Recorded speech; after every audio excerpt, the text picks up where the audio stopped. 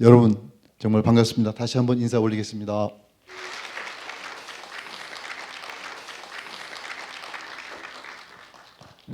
어, 이 장성군하고 저하고 조금은 인연이 좀 있습니다. 사실 이제 우리 군수님 께서도 영국 버밍엄 대학에서 공부를 하시고 거기 사셨는데 저도 이제 버밍엄에서 시청에 저는 근무하면서 있었는데 뭐 시간은 좀 비껴갔지만 그래도 생각과 또 여러 가지 그 생활, 여러 또 외국의 그 문화를 경험할 수 있는 그런 좋은 기회였었는데 저도 아름답게 좀 추억으로 좀 간직하고 있었는데 또 우리 군수님 거기 출신이다 보니까 더 반갑고요. 또 제가 아까 지역발전국장을 했었는데 그때 여기 편백나무를 이용한 편백나무 숲이 이제 유명한데 공예품 그런 지원하는 사업도 했고 또 여기 천연염색을 이쪽에 사시는 분이 계시더라고요. 그래서 거기도 지원하는 사업도 했었고 또 저도 개인적으로 뭐 충령상도 왔었고 여기 백양사 저기 중학교 때 수학여행 온 기억도 있고 그 기억을 또 더듬어서 저 개인적으로도 다녀가기도 했고 또 우리 행안부가 옛날 제가 근무했던 곳이었는데 거기에 그 산하에 국과수가 또 여기 그 장성에 분소가 있었습니다. 그래서 뭐 그런 인연들을 가지고 있는데 제가 오다 보니까 더 많이 발전해가지고 옐로우 시티로 정말 그 독특한 그런 지역 발전의 컨셉을 잘 잡은 것 같습니다. 옐로우는 황금빛 아닙니까?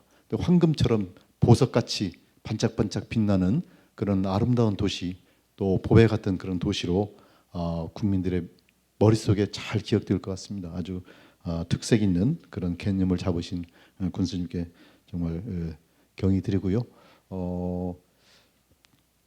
여기 제가 이 장성 아카데미는 저 지역 발전 또 지방 자치 분야에 제가 있으면서 언젠가 와봐야겠다는 생각을 항상 했었는데 이제 드디어 오게 됐는데요. 사실은 그때 95년도에 저는 김항식 총리님의 형님이 군수하시면서 만드셨다고 하는데 그때도 뭐 선풍적으로 이게 뭐 굉장히 많은 주목을 받았고 계속 성공을 해왔고 많은 지금도 뭐 큰 관심을 불러일으키는데 코로나 때문에 아쉽게도 작년 또 금년에는 또 좀 줄여서 이렇게 하게 됐다고 하는데 이제 내년에 위드 코로나 이제 뭐 시작이 됐으니까 본격적으로 또 장성 아카데미에 빛을 발할 수 있는 기회가 오지 않을까 해서 큰 기대가 됩니다. 또 그 길목에서 제가 이렇게 오늘 강의를 맡게 된 것을 영광으로 생각합니다.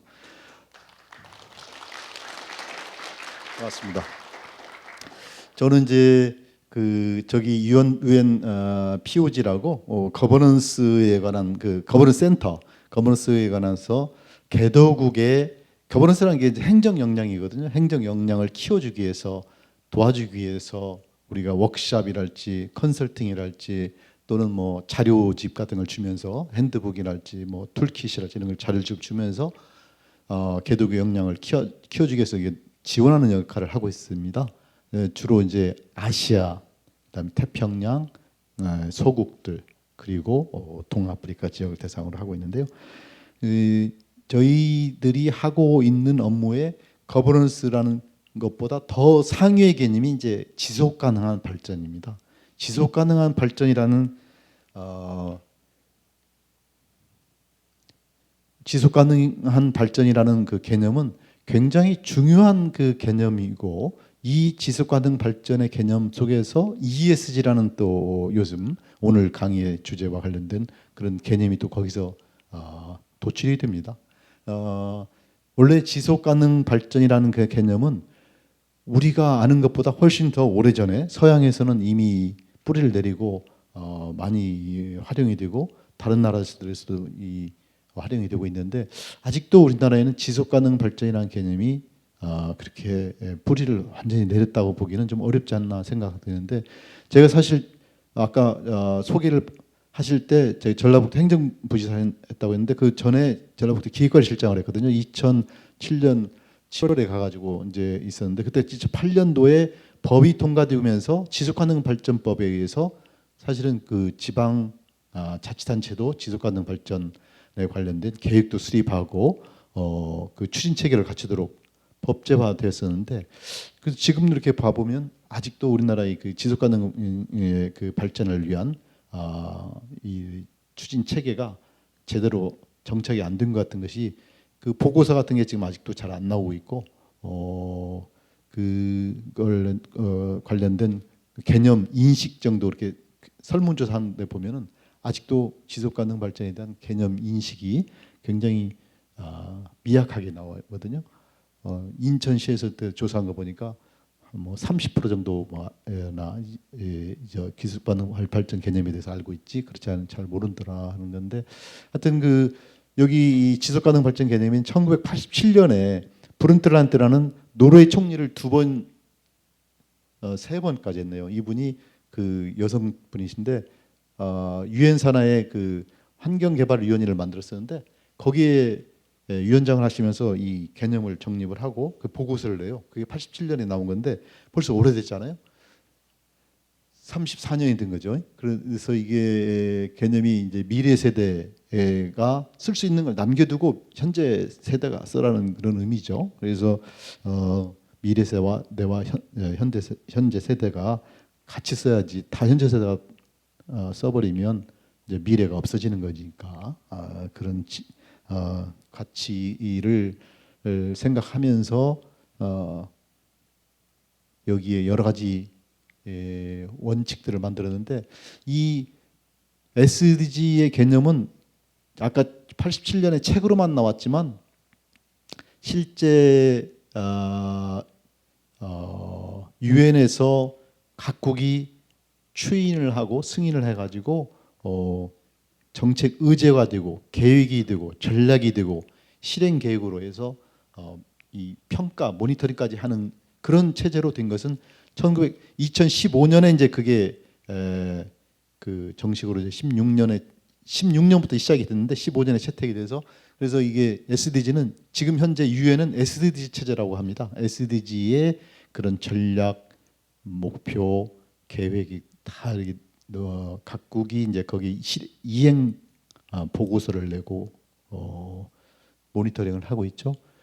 그래서 그 SDG가 이제 우리 반기문 전 사무총장님께서 계실 때 그게 이제 공식 채택이 돼서 있었는데, 그게 17개 목표에 169개의 세부 계획이 있었어요.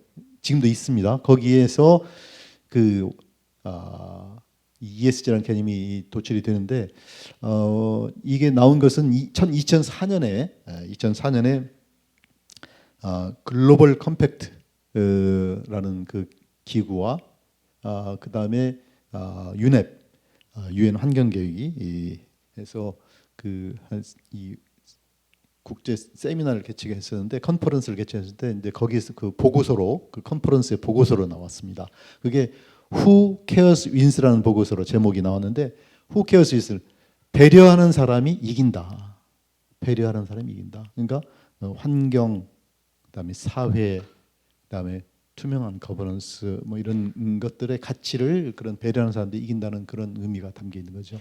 그래서 거기에 E와 S와 G의 개념을 거기 담게 되고, 이게 이제 사실은 기업이라는 것이 이윤을 추구하지만 환경과 사회, 그 다음에 투명한 그 지배 구조 뭐 이런 것들을 갖추게 되면 이윤만 추구하는, 그런 단순한 이윤만 추구하는 기업보다는 그런 걸 잘하는, ESG를 잘하는 기업들이 성공할 수 있다는 그런 메시지를 담은 겁니다.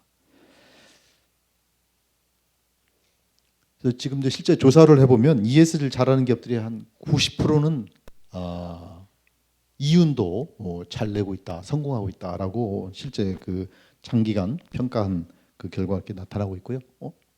글로벌 컴팩트, 아까 제가 말씀드렸는데 글로벌 컴팩트는 사실 반기문 총장 이전에 코피 아난이라는 그 유엔 사무총장이 계셨어요. 그분이 사실 이게 주도해서 만든 그런 기구인데, 사실 유엔 기구는 아니고 시민 단체 협약 같은 그런 그 성격의 기구고, 근데 이 유엔 글로벌 컴팩트와 또 UNEP, 이 환경 계획 금융 이니시티브 파이낸스가 그런 금융기관들 금융기관들이 투자도 하지 않습니까? 투자사들 이렇게 모아가지고 환경만 가지고는 안 되고 이 금융투자사들을 모아서 함께 논의를 해가지고 UN 책임 투자 원칙, Principles for Responsible Investment 해가지고 이 책임 투자 원칙에 관한 것을 만들어졌는데 이게 단순히 원칙만이 아니라 또 기구가 돼가지고 이게 지금 이제 계속 업무를 지금도 하고 있는데 6개 원칙, 33개의 세부 실천 프로그램을 거기에 담아서 하여튼 기업에 투자를 할 때 이윤을 잘 내는 기업을 볼 게 아니라 일단은 ESG 이슈를 반영하고 있느냐. 그다음에 투자 대상 기업이 또 정보 공개 같은 걸 했을 때 또 이게 잘 응하느냐, 또 PRI를 잘 충실하게 이행하고 있느냐 이런 것들을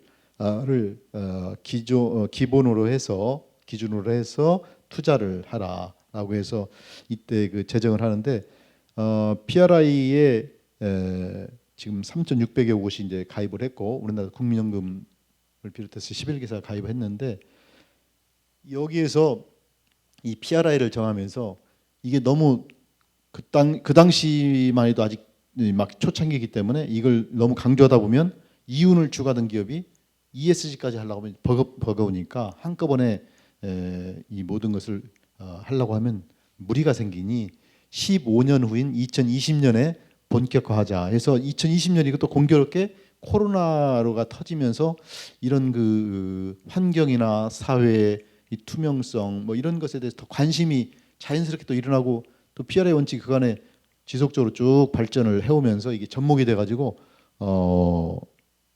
ESG라는 개념이 우리나라에서도 이게 큰 각광을 받게 되고 주목을 받게 되는 것 같아요. 그래서 그런 연원이 있고요. 이 기업은 투자도 받아야지만 제품이 팔려야 생존을 할 거 아닙니까?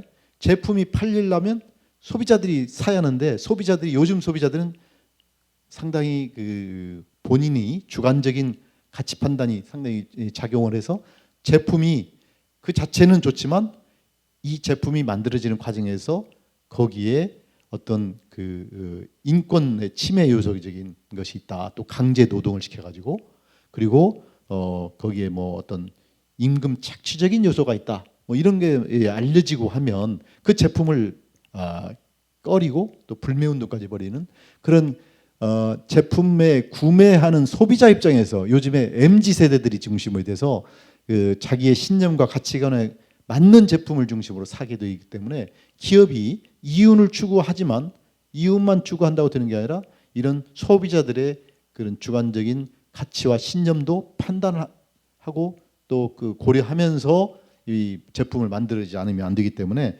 그래서 ESG 요소가 자연스럽게 관심을 받게 되는 것이죠.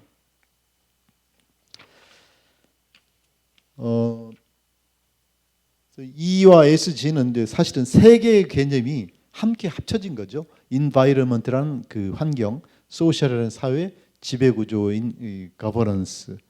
그래서 환경은 요즘에 뭐 우리나라가 바로 지금 현재 이 시점에서도 영국의 스코틀랜드인 글라스고우에서 COP 26차 회의가 열려서 문재인 대통령이 거기 가셔서 그 정상회의에서 발표도 하시고 또 서약도 하시고 또 다른 정상들과 또 회의도 하시고 뭐 하는 것들이 많이 여러분들이 알려졌을 텐데 그런 환경에 대한 관심이 지금 굉장히 뜨거운 이슈죠.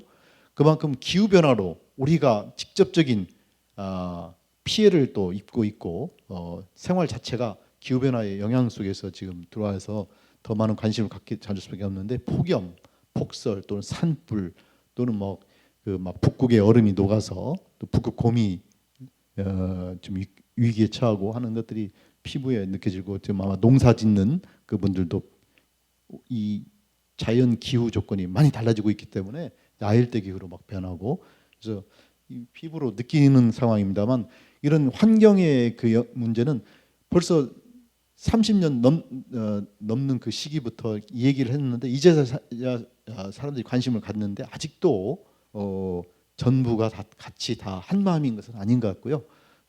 그래도 정상들을 중심으로 해서 대 그 큰 국가들을 중심으로 해서 이게 환경 문제를 특히 탄소 중립을 중심으로 해서 뭔가 해결 방안을 모색하고자 노력을 하고 있고, 그래서 기후 변화 문제에 대한 대처, 탄소 배출을 줄이자, 환경 오염을 줄이자, 이런 것들이 들어간 것이 이제 긴데, 기업도 결국 이 탄소 배출을 제일 많이 하는 데가 결국 기업이지 않겠어요? 기업 활동에 막 여러 제품을 만들고 또 운송 수단을 또 써야 하고, 기업 자체도 건물이 있고 에너지를 써야 하고 원료를 쓰면서 이게 이제 그 기업이 많이 영향을 받기 때문에 기업이 가장 에너지 소비도 많이 하고, 그래서 실천을 제일 잘해야 하는 것이지만, 모든 주체, 개인도 또 공무원도, 지방정부든 중앙정부든 공무원도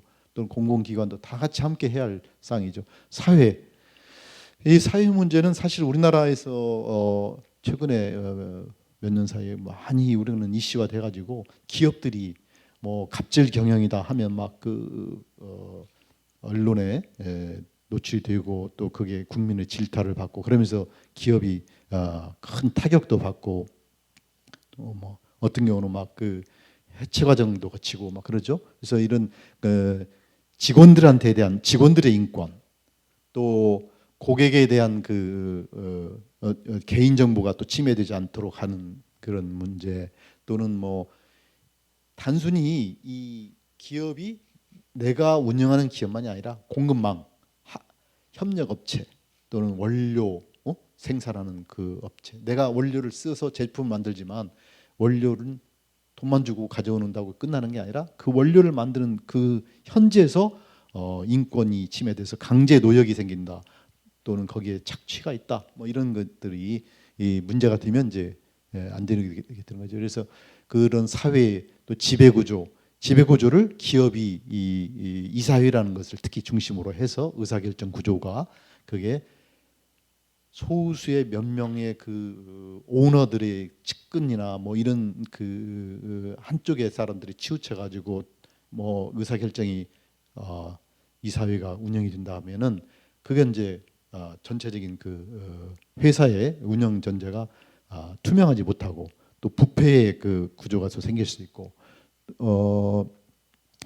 그래서 의사결정이 좀 왜곡될 수가 있죠. 그래서 그런 것들을 구성을 전문적인 직업군들이 다양하게 포진이 되고, 그리고 성별도 한쪽 성으로 다 치우치지 않게 균형 있게 구성되고, 또 그 사람들의 목소리가 제대로 반영이 돼야지 그냥 형식적으로 이 사회를 운영해서는 안 되고 하는 것들이죠. 이게 다 기업의 일이지만 지방 정부나 또 중앙 정부나 또 공공기관에서 다 해당이 되는 겁니다. 이제 이런 것들인데, 이제 환경의 측면에서 뭐 너무 잘 아시니까 이 부분 간단하게 지나가겠습니다만, 환경적인 측면은 요즘에 워낙 우리가 뭐 금년 여름만 했어도 우리나라는 조금 피해가 덜했습니다만, 저 미국의 서부 캘리포니아 막 산불이 엄청나게 많았었고, 또 저쪽에 캐나다의 빅토리아주, 브리티시 콜롬비아 브리티시 콜롬비아, 거기는 브리티시 콜롬비아주의 이 온도가 기온이 한 20도에서 30도 사이에 있어야 하는데 50도 내위를 오르내리니까 뭐 그때 6월 말에 그랬다고 그래가지고 6월 말에서 7월 초까지 해서 한 600여 명이 사망을 했다고 하는데, 이런 것들이 심각하죠. 그래서 이런 기후 난민이 우리가 2,490만 명 2019년에만 생겼고, 뭐 이게 10년간 누적된 것은 2억 명이고 20년에서 50년, 30년간은 또 10억 명이 기후 난민이 생길 것이라는데, 이 기후 난민이 계속 늘어나면 결국 그게 어디로 가겠습니까? 이분들이 어느 나라인가는 우리나라도 올 가능성이 많은 거죠. 이게 남의 문제가 아니죠. 지금 뭐 이 뚜발루라는 나라는 인구는 12,000명밖에 안 됩니다만 섬이 6개 있지만 지금 2개가 거의 뭐 보니까 텔레비에서 이렇게 가서 직접 생중계하듯이 이렇게 보여주는데, 물이 차량차량 도로에 물이 넘치더라고요. 약간. 지금 지금 국가 위기를 선포했지만은 이분들이 이제 갈 길이 없으니까 갈 데가 없으니까 지금 뉴질랜드에서 많이 받아준다고 해서 하는데 여기는 이제 60년이면 가라앉아서 없어질 것이다라고 하는데 여기만이 해당되는 게 아니라 이게 지금 인도네시아의 자카르타도 지금 수도를 옮기고 있는 거 아시죠? 24년까지 보르네오 섬의 동칼리만탄이라는 데로 옮기는데 지금 우리나라에서도 공무원들이 거기 가서 자문해 주러 갔다고 합니다. 우리나라도 수도를 옮긴 건 아니지만 그런 행정 복합 도시를 만드는 경험이 있기 때문에 그래서 거기도 지금 막 그 물이 가라앉고 있고 수도가 그다음에 말레이시아 저기 벵글라데시의 다카라는 그게 수도죠. 거기도 막 물이 잠겨서 그 좀 위험에 처해 있고 또 상해도 그렇죠. 그런 데가 지금 굉장히 많죠. 그래서 지금 이게 기후 변화가 심각한 문제고요. 그래서 이런 그 환경을 해결하기 위해서는 많은 그간의 노력을 엄청나게 기울여 왔습니다. 옛날 리오 회의 교토 정서가 97년도에 선진국 중심으로 뭔가 책임과 의무를 부과했었는데 파리 협약은 선진국만 해당되는 게 아니라 선진국이 그 당시에는 책임이 한 63%다 이랬는데 이게 그 2015년에 97년에 그랬었는데 2015년을 이렇게 그때 보니까 선진국뿐만 아니라 개도국도 오히려 이 온실가스의 그 책임이 60%가 넘더라. 그러니까 이제 막 역전이 돼가지고 선진국이나 개도국이나 다 똑같이 노력하지 않으면 이 기후 변화 문제, 온실가스 문제 해결이 안 되겠더라. 그래서 선진국과 개도국의 의무와 책임이 같이 들어 있어요. 물론 어느 정도 차등이 필요하다 해서 그 차등은 있지만 그래서 거기에 그것이 192개국이 이제 가입 서명을 했었고 그게 늘어나서 지금 196개국이 됐는데 그 파리 협약을 해서 지금 거기에 기초해서 지금 이 연구 보고서 나오고 또 이행결 상황을 지금 모니터링하고 있고 더 추가적인 그 조치들이 나오는데 지금 이번 글래스고에서 더 추가적인 구체적인 조치들이 좀 나와야 하는데 아직 제대로 안 나오고 있고 산림 파괴를 금지를 한다. 추가적인 산림 파괴를 금지를 하고 그다음에 메탄가스 배출을 10년간 해서 30% 2020년 대비 30년간 30%를 줄인다. 거기에 이제 105개국이 서명을 하고 그래서 우리나라도 거기 서명을 대통령께서 하시고 그래서 그런 메탄가스 줄이는 것이나 산림 파괴 금지에 대해서는 합의를 봤는데 나머지는 아직 구체적인 합의가 나오지 않고 있는 것 같고요. 그래서 이게 우리나라는 대신 그 이산화탄소 배출을 탄소 중립에서 2030년까지 2018년 대비 40%를 줄이겠다라는 계획서를 그 전보다는 훨씬 상향된 그런 그 계획을 내서 우리나라는 좀 착실하게 이행을 하고 있지만 아직 거기에 안 따라오는 나라들이 좀 있는 것 같습니다. 특히 중국, 인도, 이런 브라질 이런 나라들이 좀 그런데 적극적인 호응이 좀 덜 드는 것 같은데 그런 나라들도 생각은 있고 고민은 있는데 막 현실 이게 부닥치는 문제 때문에 좀 쉽지는 않은 것 같습니다. 그래서 지금 COP 26차 회의가 열리고 있고 그래서 이걸 넷제로를 달성하기 위해서 일단 2050년까지 탄소 배출, 그다음에 탄소 흡수 이것을 플러스 마이너스 하면 제로가 되게 만들겠다는 것이 파리 협약이었고 그것을 이행하기 위해서는 2030년까지 중간의 목표를 설정하고 달성을 해야 하기 때문에 그걸 어떻게 이행할 것이냐라는 것을 글래스고에서 좀 더 구체화시킬 줄 알았는데 좀 그게 아직까지는 더 봐야 할 것 같고요.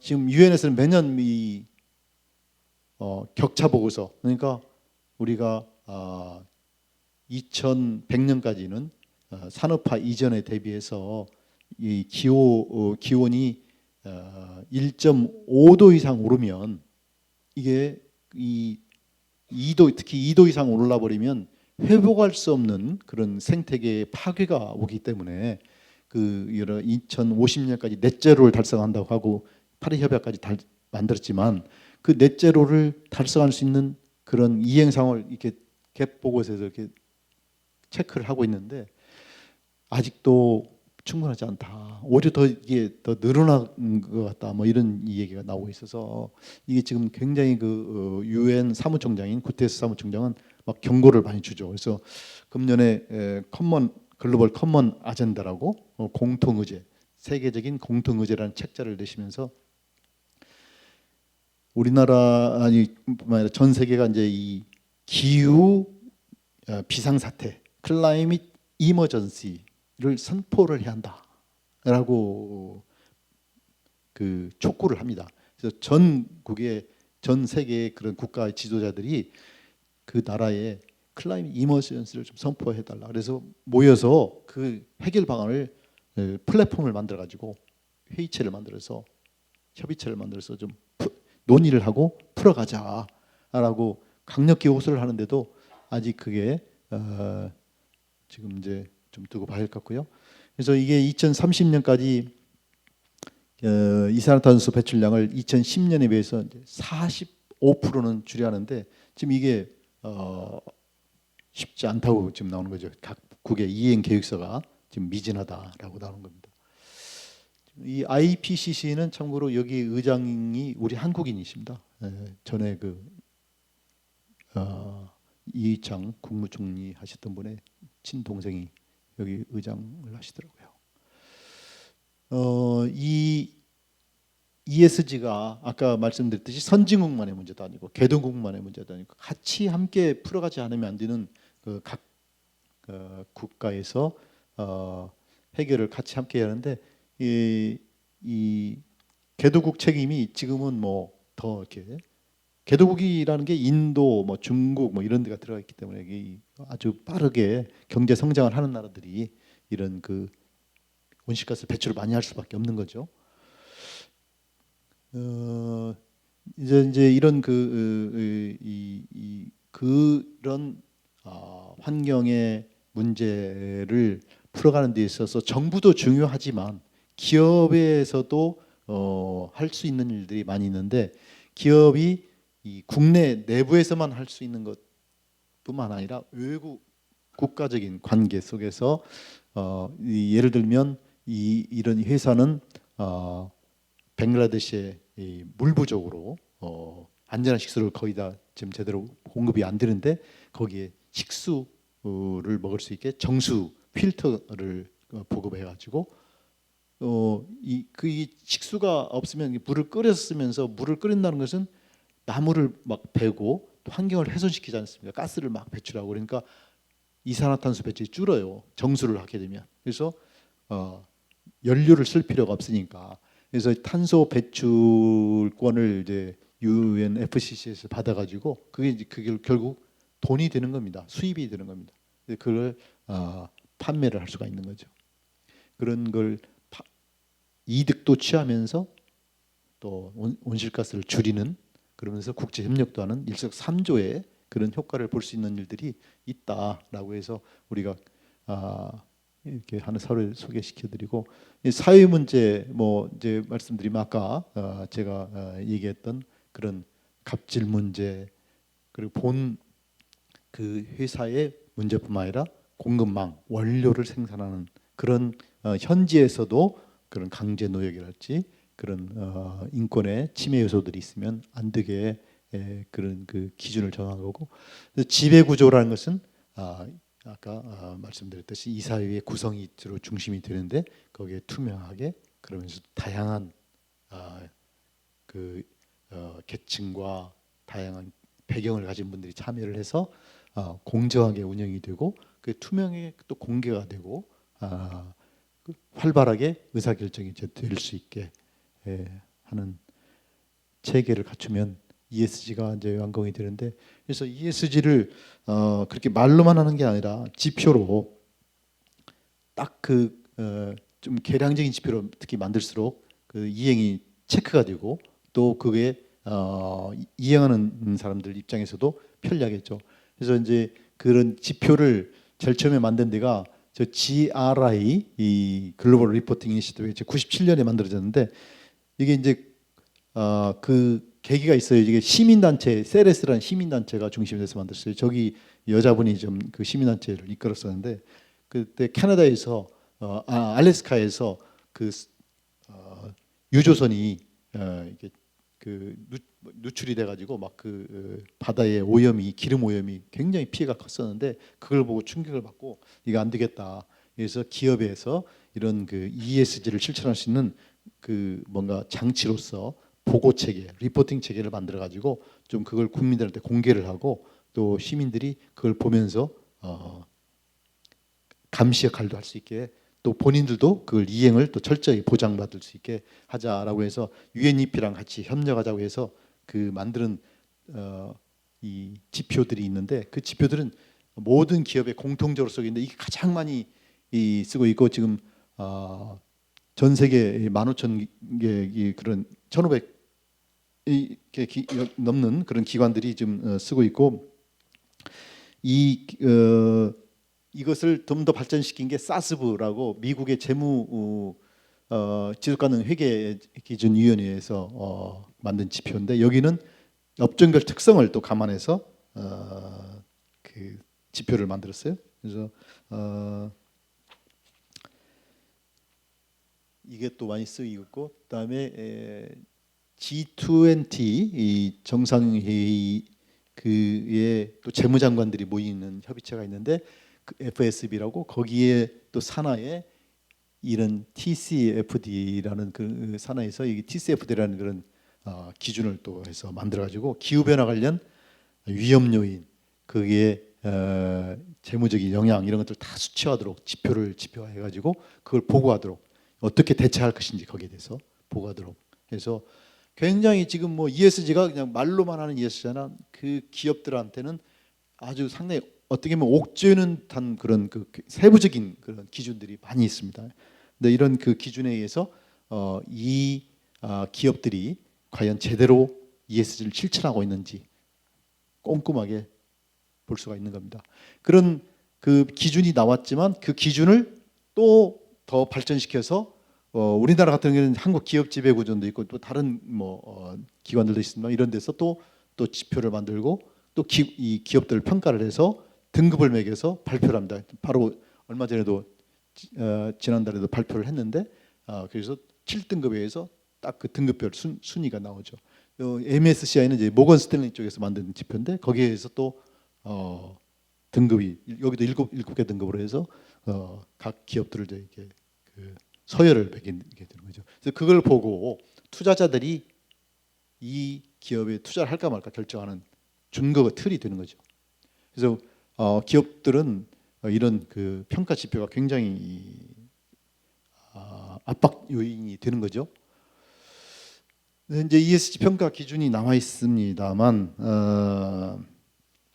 ESG 평가 지표들이 아직 그 통일적인 기준이 아니고 이게 그 이런 지표를 낸 게 한 600개의 그런 업체에서 내가지고 이런 그 지표의 통일화, 표준화, 단일화 이제 작업이 이제 필요한데 지금 협의는 하고 있는데 아직 그 시간이 걸린다고 합니다. 시간이 걸릴 것 같고 지금 우리나라 이 재무적인 재무제표도 사실은 회계 기준이 상당히 시간이 걸렸지 않습니까? 그래서 이게 비재무제표인데 얼마나 더 어렵겠어요. 그래서 그 표준화는 지금 진행 중이지만 시간이 걸릴 것 같다. 이 ESG라는 게 더 힘을 받게 된 것은 사실은 이게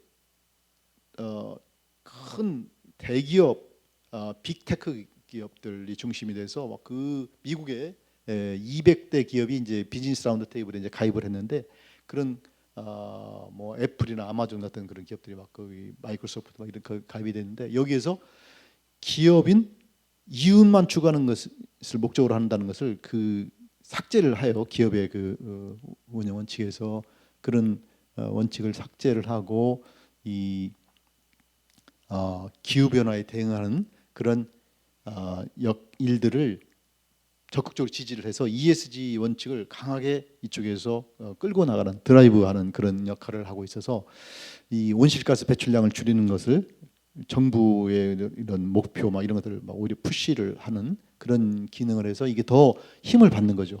이런 그 대기업, 큰 기업에서 하면, 거대 기업에서 하면 그게 협력사까지 영향을 미치고 또 투자사들도 그 영향을 받아서 이게 우리나라까지 다 이게 다 영향을 미치는 겁니다. 그 투자를 받기 위해서 또 그 거래를 하기 위해서 그 업체와 이런 원칙을 지키지 않으면 안 되기 때문에, 그래서 이게 기업에는 큰 압박 요인으로 작용하게 되는 거죠. 그래서 미국에서까지 이렇게 실천을 강하게 드라이브를 걸고 있고, 근데 이 블랙록이라는 회사는 자산 규모가 투자사 중에서 제일 큰데 우리 돈으로 1경이 넘는 그 자산을 갖고 있답니다. 그래서 어마어마한 그 투자 회사고, 여기에서 이제 투자 결정을 할 때 이 25% 이상은 이런 석탄 화력 발전이나 이런 그를 쓰는 석탄 화력을 이용하는 그 생산을 통해서 만드는 제품들, 이런 것들을 투자 대상에서 이제 제외한다는 것을 원칙을 발표를 하니까 이 투자가 빠져나갈 수가 있는 거죠. 이 투자를 받았던 것이 빠져나갈 수 있는 거죠.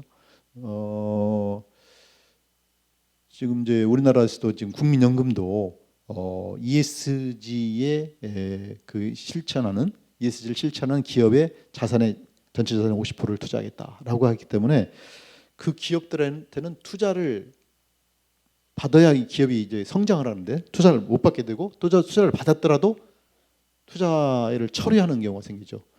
예를 들면 한전에서 지금 그 외국에 화력 발전을 짓는데 거기 입찰에 참여를 해가지고 거기 투자를 하고 있다고 했는데, 그게 네덜란드 연기금에서 그걸 알고 투자금을 수천억을 처리를 빼가요. 그래서 그 타격을 주고 하는 그런 것들이 막 현실에서 벌어지고 있는데, 그래서 ESG를 기업에서는 안 지키면 그런 투자에 큰 위기를 당한다 하는 건데, 이게 또 더 많이 탄력을 받게 되는 것은 이게 유럽에서 이 환경 문제는 사실 더 먼저 이 제도화나 이런 정치 의제로 또 실천 의제로 시민 사회 속에서 더 뿌리를 많이 깊이 내리고 있습니다. 유럽에는 녹색당이라는 거 얘기 들어보시죠. 녹색당이 이 세력화가 되고 국민의 지지가 굉장히 확고하게 상당 부분을 차지하고 있는데, 그 정부에도 이제 그 연정에서 참여를 하고 있고, 그래서 이런 녹색 바람이 거기는 아주 오래전부터 불고, 그래서 EU가 또 있어서 EU에서는 금년에 6월달에 기후 기본법을 만들고요. 기후 기본법에 의해서 신재생 에너지 비율을 대폭적으로 좀 늘리는 거죠. 그래서 지금 Fit for 55, 55%를 90년 수준 대비해서 탄소 배출량 55% 감축하겠다는 구체적인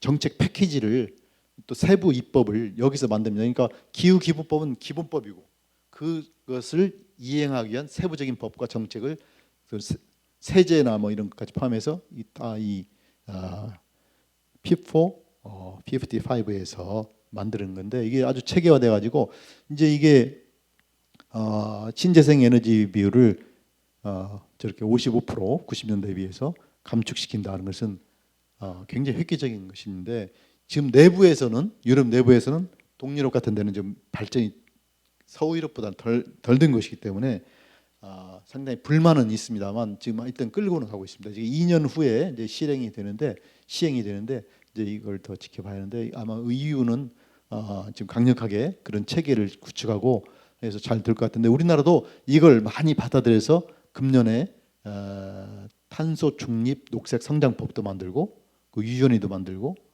이런 그 체계를 많이 벤치마킹을 해서 우리나라도 좀 발전시키고 있죠. 탄소 국경세까지 이게 거기에 도입한다는 것이 들어 있어서, 탄소 국경세는 유럽에서는 탄소를 배출을 못하게 하고 석탄 발전이나 지금 못하게 하니까 연료나 원료를 또 비싼 것을 써서 해야 하고, 상당히 그 유럽 기업들은 그만큼 힘든데 외국에서는 석탄 화력 발전 쓰고 탄소를 많이 배출하는 그런 제조를 해서 그 공정으로 해서 제품을 수출하면 자기들은 역차별 당하는 역으로 피해를 당하는 문제가 생기기 때문에 이 외국에서 그런 그 탄소 배출을 자기들보다 더 많이 해서 오는 제품에 대해서는 세금을 부과하는 거죠. 그래서 이게 우리나라에도 직접적으로 영향을 미치는 것이기 때문에 이 세금이 얼마만큼 이제 우리나라에 부담이 될지 지금 우리나라는 해외 의존도, 대외 의존도가 높은 나라이기 때문에 지금 그 탄소 국경세 부과되면 연간 수출이 0.5%인 약 하나로 3조 6,600억 정도의 그 수출이 감소할 것이다라는 그 피해 통계 규모가 예상 예측치가 있는데 이제 그런 게 이제 예측이기 때문에 또 봐야겠습니다만 어떤 피해가 틀림이 없는 거죠. 그래서 유럽에서는 휘발유나 경유 차량 판매를 35년부터는 사실상 금지하는 것까지 앞서 나가고 있고 이 탄소 국경세까지 부과하고 있는 상황에서 우리나라도 여기에 대한 그 대비로 지금 비상이 걸려 있는 상황이죠. 그래서 우리나라에서 지금 사실은 늦게 출범을 시키고 있습니다만 ESG 경영을 확산시키는 원년으로 금년을 그 대통령께서 선포를 하고 이 체계를 지금 우리나라도 잘 갖추고 있는 게 탄소중립위원회도 금년 5월에 출범을 했고 또 법도 탄소중립위원회에서 시나리오도 구체적인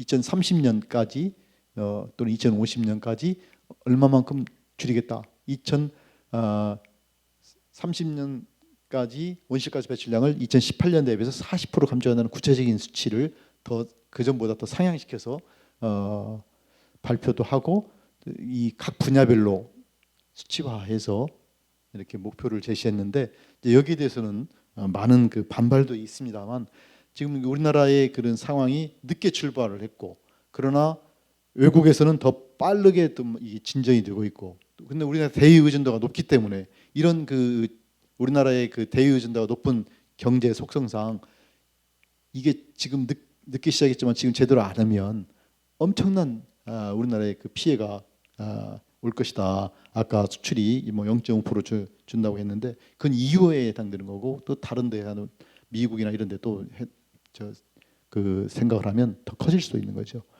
이게 사실은 우리나라도 2012년도 그때도 녹색성장위원회가 있고 녹색성장 기본법도 만들고 하면서 많이 이게 가다가 중간에 이게 좀 약화됐어요. 제가 전라북도의 기획과 실장 할 때 그때는 막 신재생 에너지가 아주 급속히 발전하다가 중간에 굉장히 이게 또 약화가 돼가지고 많이 그 도산도 당하고 막 그러더라고요. 그래서 지금 이제 다시 또 그쪽에 신재생 에너지랄지 이 탄소 중립의 그런 흐름 속에서 새롭게 부각을 하고 있는데 하여튼 이 탄소 중립을 위해서는 화력 발전을 지금 뭐 여러 가지가 있습니다만 그 중에 에너지 화력 발전을 특히 석탄 발전을 없애자는 것이 이제 공통적인 아닙니다. A안과 B안이 있지만 하지만 LNG만 유지할 거냐 말 거냐가 A안과 B안의 좀 차이가 있는 거죠. 최소한으로 유지할 것이냐 그게 이제 A안과 B안의 차이일 뿐이지 전체적으로는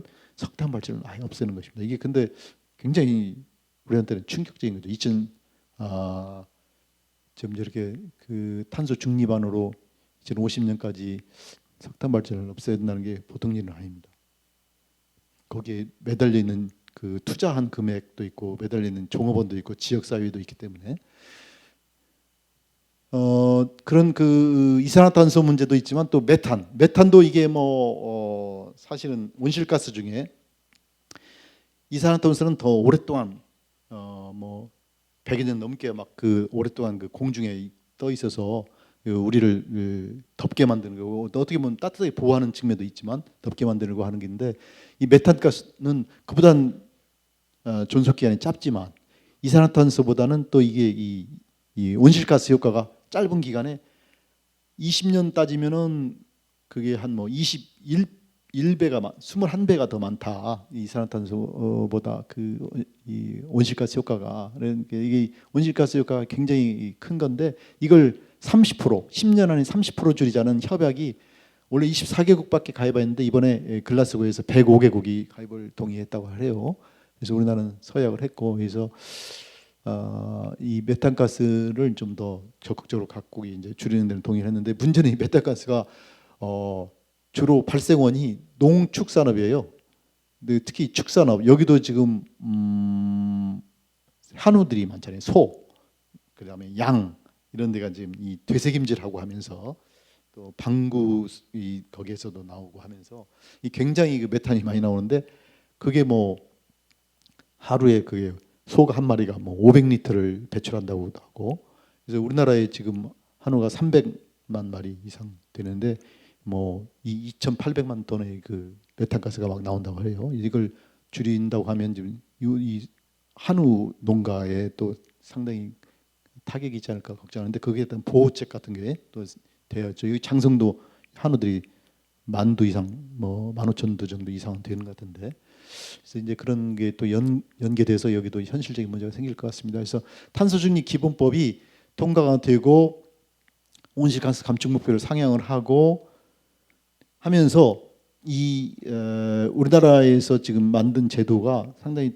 공무원들 여러분들이 또 많이 아시하는 것이 기후변화 영향평가제, 우리 환경영향평가를 하잖아요. 환경영향평가에다가 기후변화, 이 사업을 했을 때, 이 공사를 했을 때, 여기에 체육관을 지을 때, 여기 도로를 낼 때, 또는 여기에 뭐 아파트 단지를 지을 때 이 기후변화 영향을 얼마만큼 주는지 평가를 해서 그 투자 여부를 결정하게 하고, 또 온실가스 감축 인지 예산제도, 이 예산을 투입을 했을 때 온실가스 감축에 어느 정도 효과가 있는지를, 이런 것들을 감축 목표에 영향을 주는지를 점검하면서 이게 예산을 투입을 하게 하고, 그다음에 이제 기후 대응 기금을 만들 수 있도록 처음으로 이제 거기에 법적 근거를 둬서, 금년에 벌써 예산에 그 국회에 제출한 예산안에 보면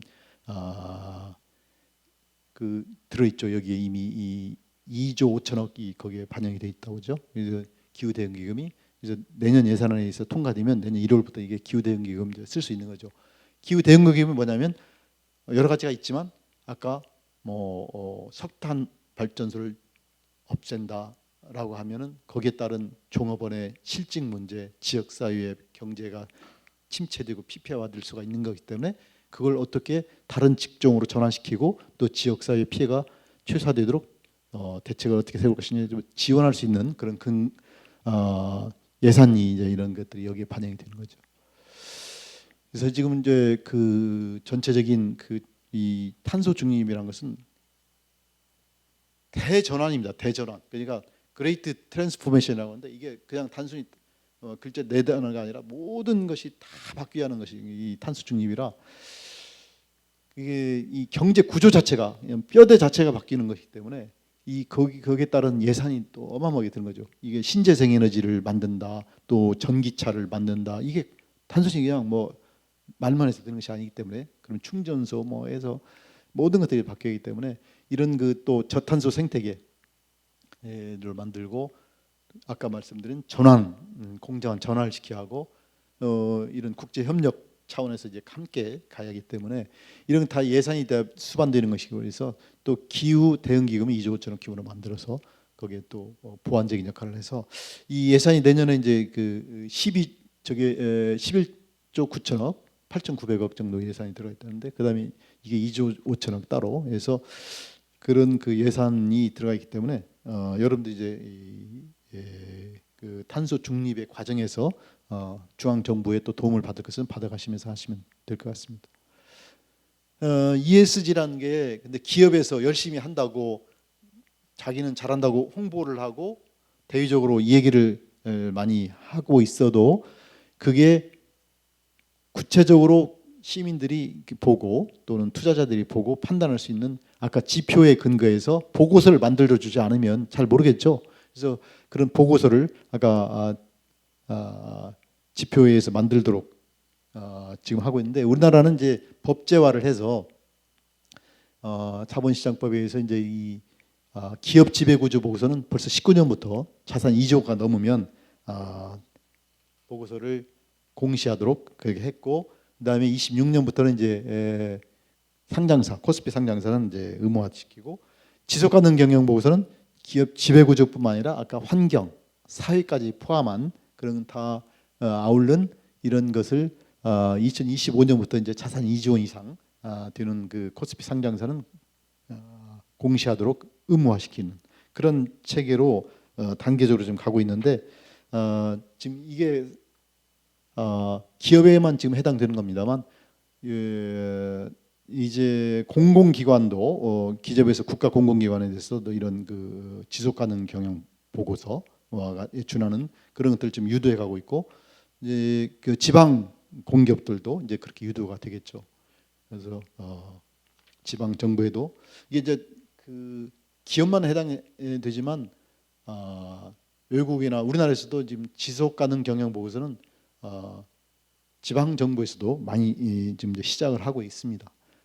KESG 지표, 우린 이 ESG 지표가 아까 600개가 난리 번다고 했는데, 이 그 대기업들은 뭐 난립을 해도 나름대로 선별을 하고 적용을 시켜서 잘 관리를 하겠지만, 중소기업들은 이게 뭐가 뭔지 모르는 혼란스러운 상황이 생길 것 같아서 정부에서 기재부나 산자부, 환경부가 주관이 돼서 우리나라의 그 특성에 맞는 지표를 만들고 이게 참고를 하도록 유도를 하는 거죠. 그래서 저렇게 그 분야별로 시안이 나왔고, 그것을 이제 가이드라인도 만들어서 좀 적용을 하기 위해서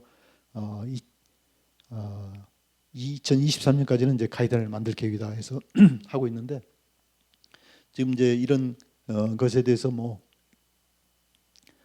기업에 관련된 기업에서는 이게 또 다른 또 이 부담을 주는 거 아니냐 기업들한테 이 KESG 지표가. 그래서 여기에 대해서 부정적인 의견도 있습니다만 이게 이제 의견을 조율을 하면서 이해를 시켜갈 것 같습니다. 아까 ESG를 말씀드렸는데, ESG가 필요한 것은 결국은 투자를 바꾸고 또 제품이 판매가 되고 소비가 되도록 하는데, 이게 ESG가 기업의 신용도, 레퓨테이션을 높이는 것이잖아요. 근데 이게 ESG를 잘하는지 못하는지 나름대로 그 다 자기들 녹색 기업이라고 하고 ESG 기업이라고 하지만, 어떤 게 ESG를 제대로 지키는 기업인지 녹색 분류 체계, 이제 그 이게 EU에서 원래 이 분류 체계를 만들었습니다. 투자 하는 그 기관에서도 어떤 게 과연 그 녹색 산업인지 녹색 기업인지를 분간을 못하는 상당히 어려움이 처할 수 있기 때문에, 그런 것들을 분류 체계를 지금 EU에서도 만들고 완성은 안 됐고, K 텍스노미로 우리나라에서도 우리나라의 특성에 맞게 지금 만들고 있는 거죠. 그래서 이 투자사들이 투자 결정할 때 굉장히 참고가 이제 되는 거죠. 지금 그래서 녹색 분류 체계가 지금 이제 시안이 지금 나왔는데, 이게 이제 뭐 여기서 뭐 이제 신재생 에너지는 당연히 녹색으로 분류가 되는 건 맞고, LNG가 이제 녹색이냐 아니냐. 지금 우리나라는 일단 2030년까지 이 잠정적으로는 이제 녹색 분류 체계로 LNG를 넣어놨고, 원전은 아직은 포함이 안 돼 있는데 여기에서 좀 논란이 있는 거죠. 지금 유럽도 아직 원전을 녹색 분류 체계로 넣어놓지는 않았습니다. 이제 그 국가 간에 지금 논쟁이 많이 있고, 그래서 우리나라도 좀 논쟁은 있는데 현재는 안 들어가 있고, 이제 이런 상황입니다. 그다음에 이제 그 아까 지배 구조, 이 사회의 그런 다양성, 특히 성별로 어느 한쪽의 성이 전부를 다 차지해서 그런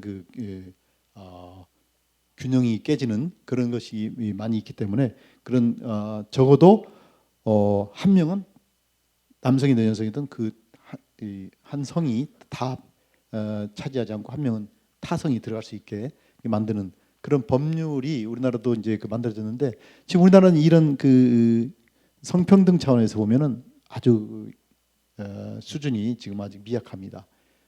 전체적인 추세가 이렇게 뭐 올라가는 것이 아니라 더 내려갔다는 그런 추세도 나와 있어 39개 39위로 이렇게 지금 나오고 있는데 지금 법적으로 이미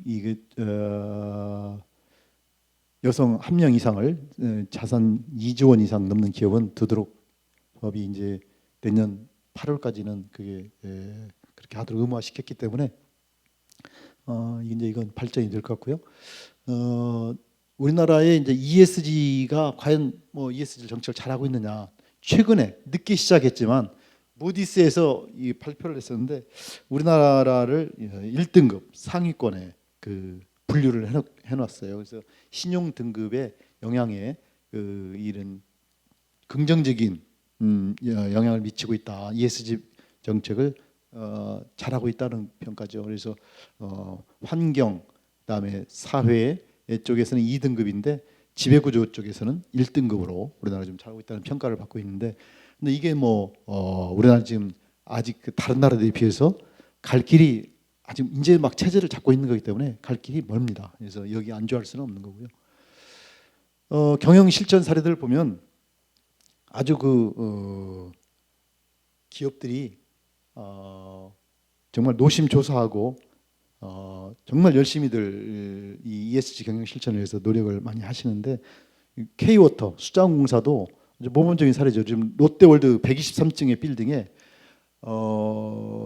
그 밑에 이제 팔당 옆에 팔당 댐이 있어가지고 광역 상수도 많이 지나가는데 거기에 그 망이 지하에 있지 않습니까? 지하에 거기에 이 온도가 3도 내지 5도 차이가 나기 때문에 그걸 이용을 해서 히트 펌프를 가동을 시켜서 냉난방을 하게 되니까 옥상에 냉각 탑이 몇 개는 없어도 될 정도 있던 걸 치웠어요. 그래서 그런 공간도 넓어지고 거기서 배출되는 여러 가지 안 좋은 유해 물질도 없어지고, 그래서 유지 관리비도 절감되고 냉난방 비용도 7억 정도 절감되는 이런 효과, 이런 기술적으로 그 전에 그냥 내팽개졌던 건데 이걸 활용을 하니까 경제적 가치가 나오는 거죠. 그래서 이런 기술을 활용한 이런 ESG 경영 실천은 기업의 이익에도 도움이 되고 사회에도 도움이 되는 그런 현상이 나오는 거죠.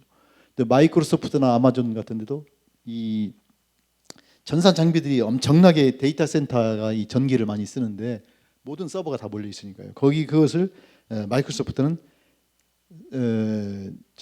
영국의 스코틀랜드 바다 밑에 데이터 센터를 거기에 설치 가동해서 이 온도가 이제 막 오르는 것을 막기 때문에 전기를 좀 그만큼 덜 써도 되지 않습니까? 그래서 그런 절약을 하고, 또 아마존 같은 데는 여기도 탄소 배출에 대해서 아주 적극적이긴 한데 이 배송 차량 그걸 22년까지는 10,000대, 30년까지 10만 대를 자전거 전기 차량으로 바꾸겠다라고 해서 발표를 했는데, 지금 의욕적으로 이렇게 대기업들을 중심으로 해서 추진해 나가고 있습니다. 이번에 글래스고에 전용기를 타고 가서 탄소 배출을 많이 했다. 이게 실제적인 기업이 운영하고 개인의 행동하고 좀 배치되는 거 아니냐 그런 비판도 받더라고요. 아마존의 베조스에 대해서는. 그리고 네이버는 이제 개인정보 보호, 아까 사회 측면에서 고객의 정보가 네이버로 플랫폼 기업이기 때문에 엄청나게 많은데 그게 유출이 되면 그 피해가 국민들 피해가 수천만 명이 될 수도 있죠. 막 피해가 생길 수도 있기 때문에 개인정보 보호를 위해서 굉장히 신경을 쓰는데 그 개인정보 보호의 아이디어를 내면은 어떤 인센티브를 주고 또 개인정보 리포트도 발간하고 하면서 굉장히 개인정보 보호를 위해서 쓰고, 트위터를 보다 보면 막 유해 정보가 엄청 담기는데 유해 정보를 노출한 수를 카운트하는 매트릭스 이 장치를 만들어 가지고 그게 불법 유해 콘텐츠가 얼마나 노출됐느냐 이용자들한테 그 데이터로 뽑아 가지고 그럼 이제 그걸 삭제시키는 거죠. 이제 그런 것들을 만들고 해서 관리를 하고 있는데, 네슬레도 이게 식품회사죠. 우리가 아까 이 지배 구조에서 이사회를 말씀하셨는데 이사회가 과연 제대로 구성되고 운영되고 있는지, 작동되고 있는지, 그것을 정기적으로 점검하고 검토하는 그런 위원회, 기업 지배구조위원회를 만들어 가지고 그걸 또 관리를 하는 그런 회사입니다. 그리고 소니는 이 이사진을 구성을 할 때 일본계 아닌 사람들도 이게 막 많이 거기에 배치시키고 여성들도 많이 배치시켜서 뭐 여성 비율이 뭐 거의 30% 육박하죠. 그다음에 비일본계도 지금 뭐 절반 이상이 지금 이렇게 배치가 되게 해서 다양성, 그다음에 포용성을 실천하고 있는 거죠. 근데 국내 공기업들도 각각 또 각 그 분야에서 고유한 분야에서 많은 애를 쓰고 있습니다. 우리 여기서 뭐 한전 같은 데 보면 요새 해상풍력 여기 이 전남에도 좀 해상풍력 아마 여기서 할 것 같은데요. 해상풍력 이런 또 사회적 가치위원회를 출범시키고 또 윤리준법위원회를 신설해서 이런 그 지배구조를 투명하게 하고 이런 노력들을 또 취약계층의 지원이랄지 가스공사에서 하는 거 뭐 이런 각각의 그 기관들이 노력을 하는데 이제 그 각 기관들이 자기가 잘하고 있다고 하면서도 그게 실제 들어가 보면 그린와싱 실제는 좀 겉과 속이 다른 문제들이 생기는 그런 그린와싱 문제가 생겨서 ESG 경영을 하는 척만 한다. 실제는 그렇지 않다.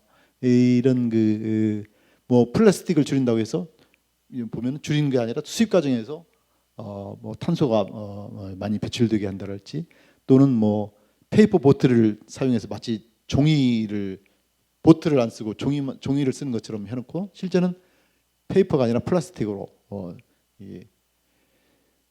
된 것을 종이로 감싸기만 한 건 쓴다랄지 뭐 또 증거가 없는 것들을 그냥 허위로 표시하고 뭐 이런 것들이 좀 많이 있어서 이런 검증하는 것들도 굉장히 중요합니다. 그래서 검증하는 것을 회계법인에서도 검증을 하고 있고 지금 우리나라의 기관 중에서 검증하는 기관 중에 경영인증원 또는 품질재단 뭐 이런 데서도 이런 검증 같은 걸 하고 있습니다. 그래서 그걸 100% 믿을 수는 없고 아까 그 지속가능 경영 보고서를 만들어내도록 해서 또 만일 지속가능 경영 보고서를 만들어냈는데 거기에 허위 사실이 담겨 있다. 그래서 투자자들이 그것을 믿고 투자를 했는데 주식 가치가 폭락을 했다. 그래서 손해를 입었다. 그러면 소송을 제기해서 손해배상 청구도 할 수 있는 것이죠. 그래서 그런 것들이 이제 될 수도 있는데 이런 그린워싱을 방지하기 위한 그런 장치를 만들기 위한 것도 상당히 신경을 쓰고 있고 지방 정부에도 이게 관련이 없느냐? 관련이 많죠. 그래서 지방 정부에도 환경적인 측면에서 탄소 중립 도시로 전환하기 위해서 지금 탄소 중립 도시 또는 ESG 행정을 한다고 뭐 선포한 데도 있고 탄소 중립 도시 선포한 데도 있고 제가 이제 금년에 중북 청주에도 가봤고 인천에서도 했었는데 이런 탄소 중립 도시 계획을 적극적으로 추진하는 그런 단체들이 많이 있고 또 ESG도 행정을 선포하는 뭐 남양주시랄지 이런 데도 있고 그래서 또 지자체별로 근데 우리나라뿐만 아니라 또 외국에서도 그렇게 지금 하고 있고 사회적인 측면에서는 직원의 인권 문제 또는 주민의 피해계 취약계층을 보호하기 위한 그런 행정 시책 이런 것들을 잘하고 있는지 그런 걸 볼 수가 있고 또 지배 구조의 차원에서 이 주민의 참여 그다음에 거기에 부패를 방지하기 위한 그런 장치 또는 뭐 시민의 감시를 받게 하기 위해서 어떤 그 시민의 신고 뭐 또는 제보 제도 뭐 시민과의 뭐 참여해서 뭐 배심원 제도를 운영한다든지 뭐 이런 여러 가지의 그 장치들이 과연 있느냐라는 것을 지방 정부에서도 이제 적용할 수 있는 거고 특히 지방 공사공단은 기업하고 큰 차이가 없기 때문에 이 ESG 경영을 실천할 수가 있는 거죠. 그래서 이런 그 실천을 해야 하는데 우리나라에서 보면 사실 지속가능 발전법에 의해서 지속가능 그 보고서를 내게 되면 이런 것들이 어느 정도 다 그 녹아 있거든요. 그래서 그것만 제대로 쭉 이행을 해도 되는데 아직 지자체에서 이렇게 활발하게 지속 가능 보고서를 내고 있지는 않더라고요. 지금 탄소 중립에 대해서는 금년에 지자체가 전국의 모든 지자체가 다 합류를 해서 탄소 중립 선언을 하고 중앙정부에 건의를 하고 이끌어가는 역할까지 했어요. 근데 이제 이게 과연 구체적인 실천 계획을 내야 하는데 거기까지 지금 나와야 하는데 좀 더 봐야 할 상 같고요.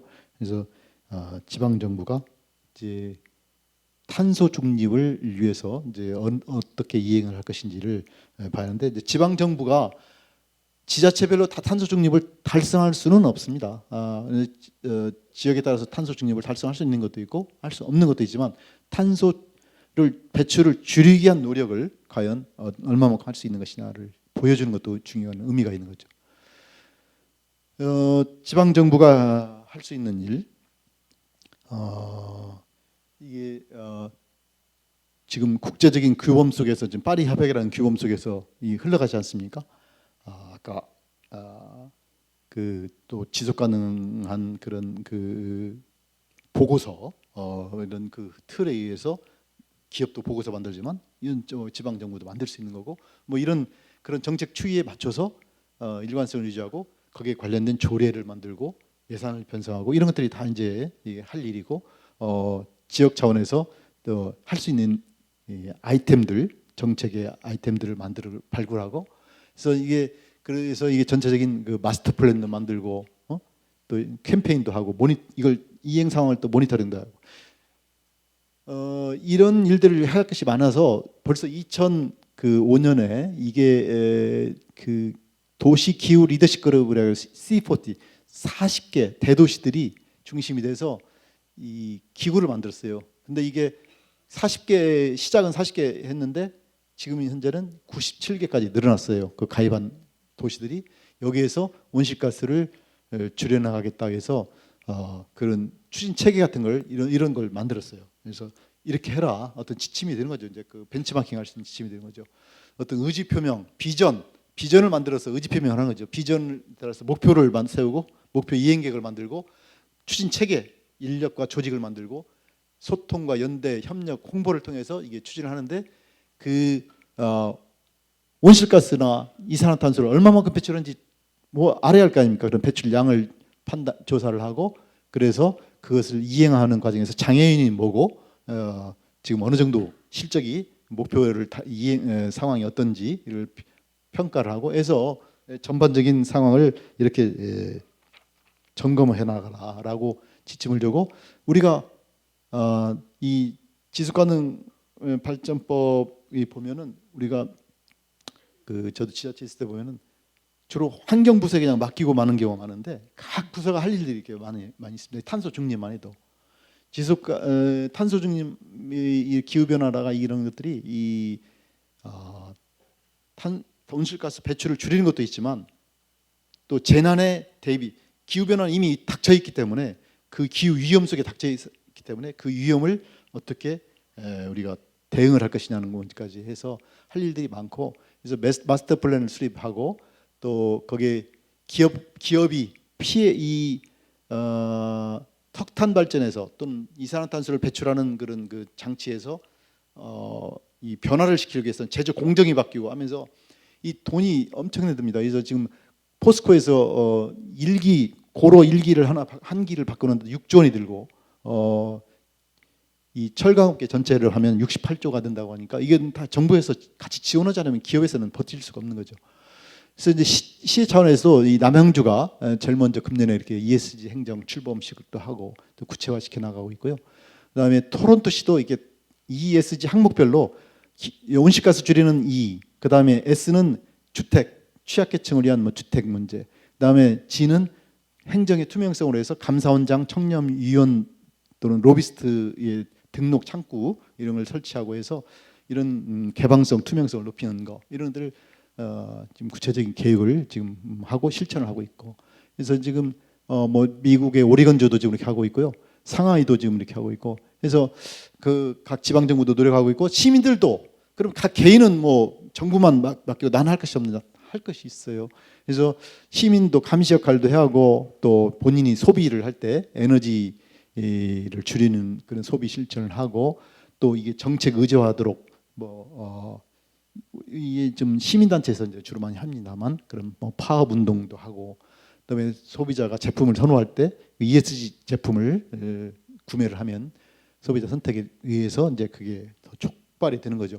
그래서 이 특히 또 육류 아까 그 뭐 이 메탄가스를 얘기했는데 소고기가 차지하는 것들이 또 이게 굉장히 그 메탄가스 배출량이 우리 전 세계에 지금 15억 마리 이상이 지금 있는데 그게 메탄가스 배출의 40% 이상을 지금 아니 그 농축산업이 소만이 아니라 농축산업이 40% 이상을 차지하고 있는데 그게 이 고기 한 번만 안 먹어도 이게 지금 온실가스 배출량을 채식만 하면은 29%에서 70%까지도 줄일 수 있다는 그런 통계까지 나오고 있어서 지금 이게 시민들도 하여튼 그런 실천할 사항들이 많이 있다라고까지 말씀드리고요. 여기까지 제가 두서없이 말씀을 드렸습니다만 지속가능 발전을 위한 ESG에 대해서 관심을 갖고 또 군수님까지 직접 참여해 주시고 또 여러 군민 여러분과 공무원 여러분께서 이렇게 함께 끝까지 자리를 함께 해주신 데서 정말 경의를 드리고 감사를 드립니다. 그리고 여기에 대해서 궁금한 사항은 또 질문을 받도록 하겠습니다. 감사합니다. 자동차를 이렇게 운행하는 사람들의 이렇게 지수를 보면 강의하신 원장님께서는 지금 대한민국의 디젤 차가 몇 퍼센트나 되시는지 혹시 아시는지 저는 잘 모르거든요. 그런데 디젤이 그 이산화탄소를 굉장히 많이 배출하잖아요. 맞아요. 근데 제가 봤을 때 미국만 해도 디젤 가격은 가솔린 가격의 50%가 더 비쌉니다. 근데 대한민국은 가솔린 값에 비해서 디젤 차가 굉장히 가스값이 싸요. 그러니까 싸니까 시민들이 그걸 사용을 하게 되고 타게 되고 또 제가 봤을 때 디젤 차를 수입하는 나라는 대한민국밖에 없는 것 같아요. 어떻게 그렇게 디젤 차를 수입하는 대한민국이 있는지 이해가 안 되고 또 차를 생산하는 나라도 디젤 차를 그 승용차를 왜 생산을 하는지 도대체가 저는 상식적으로 이해가 안 돼서 제가 선생님한테 여쭙습니다. 예, 그 좋은 말씀이고요. 지금 저도 구체적인 통계까지는 제가 다 기억을 못 하고 있습니다. 디젤차도 분명히 이 감축 대상이 돼야 하고 지금 아까 유럽의 연합을 말씀드렸습니다만 그런 이런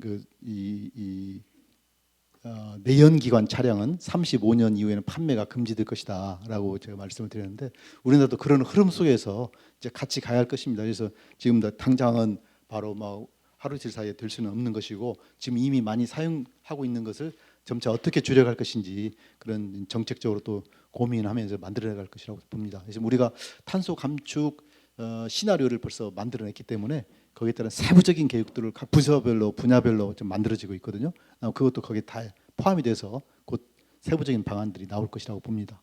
네, 좋은 질문 감사합니다. 온라인 질문이 왔네요. 일상 속의 생활 속에서 탄소 배출을 줄이는 방법. 그렇습니다. 개인들이 할 일도 많습니다. 우리가 이번에 아까 제가 잠깐 말씀드렸죠. 개인이 탄소 배출을 얼마나 지금 제가 뉴욕을 가니까 거기도 그 전용 자기 비행기 헬리콥터에 있어가지고 그걸 타고 다니는 사람. 그다음에 이번에 아마존에 제프 베조스가 전용기를 타고 또 대통령들도 전용기를 타고 그 바쁘신 분이 시간이 또 그분들은 또 악기양이기 때문에 이해는 갑니다만 그 탄소 배출을 줄이자는 그런 회의에서 전용기를 타고 왔다. 근데 이게 그 탄소가 엄청나게 그 비행기에서 배출되지 않습니까? 그런 것들을 권력층이나 또는 부유한 계층에서부터 줄여야 할 거고 일반인들도 아까 말한 고기 말씀을 드렸는데 소고기 이런 문제도 안 먹을 수는 없는 거고 좀 줄이는 거. 그 다음에 아까 플라스틱 그런 거 쓰레기 배출 문제 이게 다 우리 일상생활 속에 다 이게 모든 게 관련돼요. 그래서 우리가 덴마크나 이런 데서 자전거를 많이 활성화시켰다고 하는데 자동차를 타지 않고 대중교통을 타면 또 좀 나을 거고 또 대중교통보다도 또 자전거를 이용하면 낫고 거기에 대해서 또 정부에서는 거기에 대한 보조나 뭐 혜택을 또 줘야겠죠 인센티브를. 근데 그런 거 이런 것들이 하나하나가 다 이 맞물리는 것들이 엄청나게 많습니다. 예, 좋은 말씀입니다. 예. 그러면 여기까지 마치고요. 그 저한테 뭐 관련되는 질문 있으면 제가 유엔 거버넌스 센터에 그 지금 인천 송도에 있습니다. 거기 한번 뭐 오셔서 방문하셔서 또 저하고 같이 얘기를 나눌 수도 좋고 또 이메일로 해서 말씀을 주셔도 좋습니다. 항상 여러분들의 그 의견은 제가 경청을 하고 적극적으로 협력을 하겠습니다. 그리고 장성군이 정말 옐로우시티로 더욱더 성장하고 또 유두석 군수님을 중심으로 해서 모두가 행복하고 굉장히 또 이 세계적으로도 각광받는 그런 그 도시로 성장하기를 정말 가슴속에 깊은 마음 속에서 기원하겠습니다. 여러분 감사합니다.